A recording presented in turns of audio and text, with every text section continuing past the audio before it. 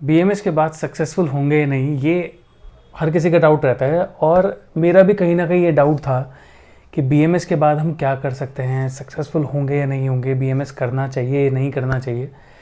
तो ये बहुत ही आज एक रैंडम वीडियो है और आप सभी के लिए बहुत यूज़फुल होनी चाहिए, क्योंकि आज मैं डिस्कस करूँगा अपनी लाइफ जर्नी के बारे में कि बीएमएस के अंदर मेरी लाइफ कैसे रही और कैसे बीएमएस ने, आयुर्वेद ने मेरी लाइफ को बदला है।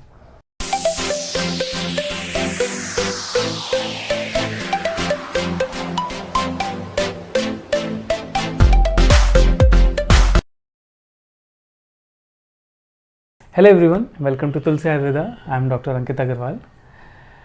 यहाँ तक पहुँचने की जर्नी, एक डॉक्टर बनने की जर्नी कहीं भी किसी भी फील्ड में आसान नहीं होती। चाहे आप किसी भी फील्ड से हैं, चाहे आप बीएमएस कर रहे हैं, एमबीबीएस कर रहे हैं, बीएचएमएस कर रहे हैं या कोई भी मेडिकल फील्ड में है, ये लाइफ कभी भी आसान नहीं होती। क्योंकि ये एक ऐसा प्रोफेशन है जहाँ पे आपको अपनी लाइफ के जो 5.5 साल हैं बैचलर्स के लिए, और अगर आप एमडी कर रहे हैं मतलब समझो लगभग आपको 10 साल अपनी लाइफ के लगाने हैं। और वो ऐसा 10 साल मेन आपका प्रेशियस टाइम होता है जिसकी कोई वैल्यू नहीं लगा सकते। तो जब ये टाइम आया कि हमें बीएमएस करना है और बीएमएस की जर्नी स्टार्ट करनी थी, तो मैंने सिंपल एक अपना एग्ज़ाम दिया। आजकल नीट का एग्ज़ाम होता है, उस टाइम नीट का एग्ज़ाम नहीं होता था, तो हमने जो एग्ज़ाम दिया आयुष का एग्ज़ाम दिया। उसके थ्रू जैसे ही सिलेक्शन हुआ, कॉलेज सिलेक्शन लिया, काउंसलिंग हुई, सारा प्रोसेस जो आज आपके दिमाग में आती है ना चीज़ कि कौन सा कॉलेज मिलेगा, कैसे मिलेगा, क्या होगा क्या नहीं होगा, ये सारी चीज़ें चलती थी। बल्कि मैं ये बोलूँगा नीट होने के बाद ये चीज़ें और ईजी हो गई हैं, क्योंकि आपको स्टेट वाइज नहीं ढूंढना पड़ता। जैसे बीएमएस कॉलेज मिला, कॉलेज में गए, कॉलेज में जाते ही डाउट क्या होता है, जैसे ही आप सब्जेक्ट देखते हैं ना, तो यूजुअली हमें कहते हैं, जैसे मैं इंग्लिश मीडियम स्कूल से था तो जाते ही सारे सब्जेक्ट्स हिंदी में दिखते हैं। आपके जितने भी अनाटमी हैं, उस अनाटमी आपको इंग्लिश में ही पढ़ना है, हिंदी में ही पढ़ना है, संस्कृत में पढ़ना है, शरीर रचना, क्रिया शरीर, ये सारी फिजियोलॉजी भी हिंदी में पढ़ना है। उसके अलावा जो एक सब्जेक्ट जो सबसे डिफिकल्ट लगा वो था संस्कृत। अब संस्कृत एक ऐसा सब्जेक्ट था जो 8th क्लास तक हम पढ़ते हैं संस्कृत, और वो इतनी बेसिक सी होती है कि हमें पता होता है तरीका कि हाँ थोड़ा थोड़ा सा ये लिखना है, यहाँ पे ये करना है, और वो एग्ज़ाम पास हो जाता था। बट अब कॉलेज में आके संस्कृत पढ़ना एक बहुत बड़ी एक टास्क थी, तो वो प्रॉब्लम आई सबसे पहले। और नो डाउट स्टार्टिंग जब होती है बीएमएस की, तो ये कुछ ना कुछ प्रॉब्लम्स रहती है कि कैसे पढ़ेंगे, क्या करेंगे, ये नई चीज़ आ गई, थोड़ा सा फ्रस्ट्रेटिंग भी रहता है, थोड़ी सी चीज़ें प्रॉब्लमेटिक भी रहती हैं। बट फिर भी जब आप धीरे धीरे आयुर्वेद को समझने लगते हैं, उसकी वैल्यू को समझने लगते हैं, और वैल्यू समझ में कब आती है, मैं भी जब पढ़ता रहा ना तो मेरे को मॉडर्न में तो बहुत इंटरेस्ट आ रहा था, मॉडर्न बहुत अच्छी लग रही थी, मैं बहुत अच्छे से पढ़ भी रहा था और मैं उसमें एक्सेल भी कर रहा था। बट जहाँ आयुर्वेद की बात आती थी तो मुझे प्रैक्टिकली समझ में नहीं आता था कि करना क्या है। तो मैंने कुछ सेमिनार अटेंड करे। कुछ सेमिनार जब अटेंड करें तो वहाँ पे बहुत एक्सपीरियंस जो गुरुजन होते हैं या जितने भी वैद्य हैं वो आए हुए थे, और उन्होंने अपने एक्सपीरियंस से शेयर करें कि उन्होंने आयुर्वेद में कैसे कैसे प्रैक्टिस कर रहे हैं। और वहाँ पे मेरी आँख खुली और मेरे को समझ में आया कि आयुर्वेद से इतना सब कुछ हो सकता है। अब ज़रूरी क्या था कि आपको अपने आप को आयुर्वेद में बहुत स्ट्रॉन्ग बनाना है। अब स्ट्रॉन्ग बनाना इतना ईजी तो नहीं है, क्योंकि आयुर्वेद अगर आप बात करें सीखने की, तो ये एक बहुत चैलेंज है, अपने आप में बहुत बड़ा चैलेंज है। क्योंकि कॉलेज के अंदर आप जाएंगे, वो आपको अच्छे से पढ़ाएंगे, बट क्लिनिकल एक्सपोजर इतना ज़्यादा आपको नहीं मिलेगा। आप कहीं बाहर किसी से सीखने जाएंगे तो इतना ज़्यादा नहीं मिलेगा, तो मेहनत आपकी यहाँ पे डबल हो जाती है। और मुझे लगता है कि हर मेडिकल फील्ड में ये मेहनत है, कॉलेज हो या बाहर हो, आपको सिर्फ उतना सिखाया जा सकता है जितना आपके लिए एक एग्ज़ाम पास करने के लिए आपको एक सुपरफिशियल लेवल पे नॉलेज के लिए सफिशिएंट है।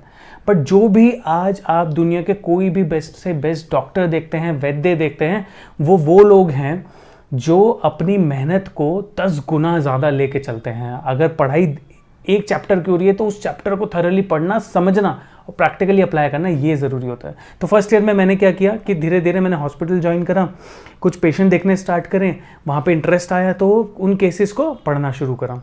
जब मैंने हॉस्पिटल में पेशेंट देखने शुरू करे तो मैंने उसके कंपैरेटिव मॉडर्न और आयुर्वेद पढ़ना शुरू किया, तो धीरे धीरे एक इंटरेस्ट जनरेट होने लगा।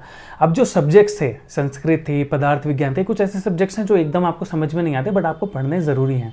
संस्कृत सब्जेक्ट सबसे अच्छी बात है कि सिर्फ फर्स्ट ईयर में आपको पढ़ना पड़ता है, और वो ज़रूरी है क्योंकि जितनी भी चीज़ अब आप आयुर्वेद के कोर स्टडीज़ करने वाले हैं, संहिता पढ़नी है या कोई भी आपको सब्जेक्ट पढ़ना है, उसके लिए थोड़ी बहुत संस्कृत आपको आनी ज़रूरी है। तो धीरे धीरे ये चीज़ें समझ में आई, प्रैक्टिकली वहाँ से जर्नी स्टार्ट हुई। अब जर्नी जब स्टार्ट हुई तो इंटरेस्ट आने लगा। अब इंटरेस्ट आने लगा तो एक डॉक्टर के लिए सबसे इंपॉर्टेंट चीज़ थी सेकेंड ईयर में, वो था मेडिसिन फॉर्मेशन। रसशास्त्र, भेषज कल्पना, अगर तंत्र, ये सारे सब्जेक्ट्स उसमें आने लगे। तो जब इसके अंदर वो काम करना शुरू करा, मेडिसिन बनानी शुरू करी, तो जितना मैं प्रैक्टिकल उसको रखता गया उतना ही मज़ा आने लगा आयुर्वेद में, और धीरे धीरे एक्सपोजर भी मिलने लगे। जब आप एक जगह अपनी जर्नी स्टार्ट करते हैं जहाँ पे आप सीख रहे हैं, हॉस्पिटल जा रहे हैं, क्लिनिक में जा रहे हैं, तो आपको वहाँ से 1000 वे मिलेंगे सीखने के और करने के। बस एक चीज़, हमेशा एक चीज़ आपको ध्यान रखनी चाहिए कि जब भी आप अपनी BMS स्टडी करने ना, तो सिर्फ आपको लर्निंग पे ध्यान देना चाहिए, अर्निंग पे ध्यान नहीं देना चाहिए। क्योंकि जब तक आप लर्निंग के ऊपर ध्यान देंगे, सीखने के ऊपर ध्यान देंगे, दुनिया आपको सिखाएगी। पर जहाँ आप पैसा कमाने के लिए सोचेंगे, वहाँ पे दिक्कत ये होगी कि आप अपनी नॉलेज को रिस्ट्रिक्ट कर देंगे। आप अपनी नॉलेज में और ऐड ऑन नहीं कर पाएंगे। वो सिर्फ आप मनी ऐड ऑन कर सकते हैं, बट कहीं ना कहीं अपनी नॉलेज में लैग करेंगे। तो ये चीज़ आपको ध्यान रखनी चाहिए। और आयुर्वेद को धीरे धीरे मैं अपने आप में अपनाता गया, समझता गया, पढ़ता गया, और ये एक जर्नी थी लंबी। फिर उसके बाद MD किया, और MD के साथ साथ मैंने अपना क्लिनिक स्टार्ट किया। और आज आप सबके प्यार के साथ और आप सबकी दुआओं के साथ मैंने अपना क्लिनिक इस्टेब्लिश किया है, जहाँ पे हम आयुर्वेद पंचकर्मा क्लिनिक कर रहे हैं, सक्सेसफुली रन कर रहे हैं। और देहरादून उत्तराखंड में हम नंबर 1 हैं आयुर्वेद और पंचकर्मा में। तो ये एक जर्नी थी, और एक बोलूँगा मैं कि BMS के अंदर एक बहुत बड़ा एक स्ट्रगल था। जो चीज़ करनी चाहिए, हर किसी को करनी चाहिए, पर कभी भी अपने ऊपर ये डाउट नहीं होना चाहिए कि BMS के बाद होगा क्या, कुछ होगा भी या नहीं होगा। सब कुछ होगा। कोई भी डिग्री आपका फ्यूचर डिसाइड नहीं करती है। कोई भी कॉलेज आपको ये नहीं बताती है कि आप कल जाके क्या करने वाले हैं, क्या बनने वाले हैं। सिर्फ और सिर्फ आपकी मेहनत है। आप जिस भी फील्ड में हैं, आप जो भी डिग्री कर रहे हैं, चाहे छोटी हो बड़ी हो, अगर आप उस फील्ड के, अपनी डिग्री के मास्टर हैं, तो कोई आपको बाउंड नहीं कर सकता। आप एक्सेल कर सकते हैं, अच्छा वर्क कर सकते हैं। ये एक ऐसी फील्ड है जहां आप वैद्य तो हैं ही, उसके साथ आप एंटरप्रेन्योर भी हैं, आप रिसर्चर भी हैं। आप जितने चाहें उतने काम कर सकते हैं। मैं ऑलरेडी एक वीडियो बना चुका हूँ, स्कोप क्या है आयुर्वेद के बाद। तो आप जितने चाहें उतनी अपॉर्चुनिटी और उतना आप काम कर सकते हैं। कहीं से कहीं तक कोई लिमिट नहीं होती। और जितने हो सके ना, आप सबको वर्कशॉप अटेंड करने चाहिए, क्योंकि कहीं ना कहीं मुझे भी जितने भी वर्कशॉप, सेमिनार है, हमेशा एक गाइडेंस देता था, ये चीज़ सिखाता था कि क्या चीज़ एक्चुअली में दुनिया में चल रही है, क्या क्या चीज़ें नई इनोवेट हो रही है, किस किस चीज़ों पे वर्क हो रहे हैं, आयुर्वेद कैसे कैसे कितनी क्रॉनिक डिजीजेस पे काम कर सकता है। जैसे हमने लास्ट ईयर अपना एक वर्कशॉप किया था, हमने 3 डेज़ का देहरादून में, आयुर सीजन के नाम से। उसके अंदर आए 150 स्टूडेंट जो अराउंड द ग्लोब, इंडिया से भी और इंडिया के बाहर से लोग जो आए थे, वो प्रैक्टिस कर रहे हैं, सेम चीज़ अप्लाई कर रहे हैं, अपनी प्रैक्टिस को और बेटर कर रहे हैं, अपने स्किल को बढ़ा रहे हैं। और इस बार भी हम कर रहे हैं, जहाँ पे हम अगस्त में 4 से 6 अगस्त हम कर रहे हैं।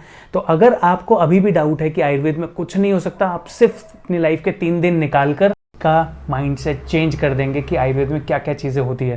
क्योंकि यहाँ जो चीज़ें सिखाई जाएंगी वो फर्स्ट ईयर टू फाइनल आपको काम आने वाली है, और उसके बाद भी काम आने वाली है। और ये ऐसी चीज़ें होंगी जो आपका कॉन्फिडेंस यहाँ से यहाँ लेकर जाएगी।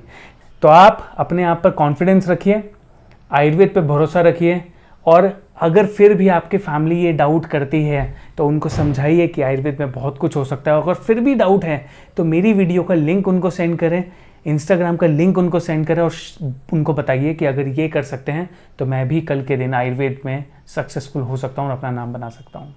Thank you.